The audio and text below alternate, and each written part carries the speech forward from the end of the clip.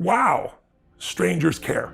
Probably the single most painful event of my life, but also shaped me in such a beautiful way, was when I was 11 years old. We had no money for food, and it was Thanksgiving, which in America is a big holiday feast.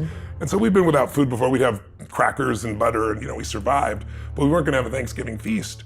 And there was a knock at the door, and I go to the door, and there's this giant guy there with groceries in each hand, and he had a pot beside him on the ground with an uncooked turkey. And I said, who are you here for? He goes, I'd like to speak to your father. And my mom and dad were yelling at each other, saying things that you could never take back. And I'm trying to make sure my younger brother and sister, they're 5 and 7 years younger, wouldn't hear any of this. That day changed my life because I thought it was gonna be the most exciting day. Dad, go to the front. What is it? I said, it's for you. You answered, no, it's for you. And I remember I opened the door and I was just so excited to see my father be happy, like we're gonna have a feast, this is gonna be incredible. And he got angry.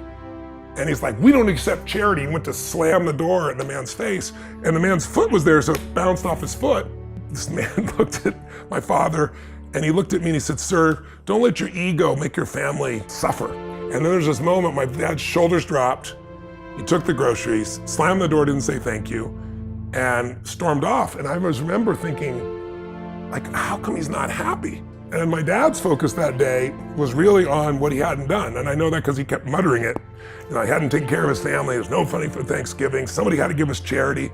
But for me, it was like, this is amazing. I mean, we haven't having Thanksgiving. This is incredible. We got food, what a concept. And then the meaning though is what changed my whole life, which was,